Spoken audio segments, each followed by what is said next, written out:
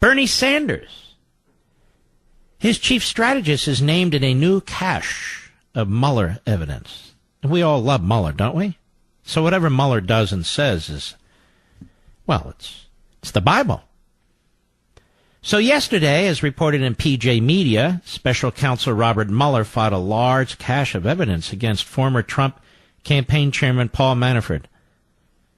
And by the way, he's in front of a rotten judge in Washington, D.C., a leftist appointed by Obama. He's not going to get a break, Manafort. And the prosecutors must be laughing. Every time they walk into that courtroom, they get everything they want.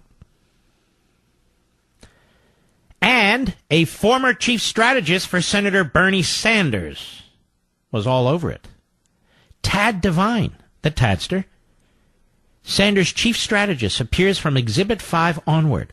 Mueller listed a memo from 2006 involving Manafort, Devine, and former Ukrainian President Viktor Yanukovych, Russian President Vladimir Putin's puppet in Ukraine. May I ask a question?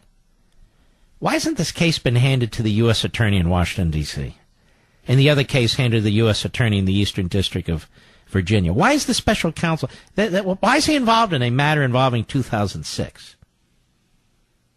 I'm quite serious about this.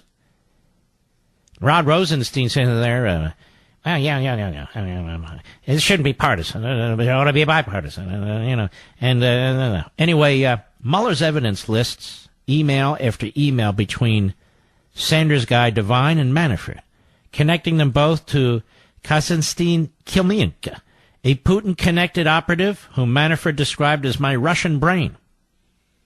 I guess he could have described John Brennan as his Russian brain.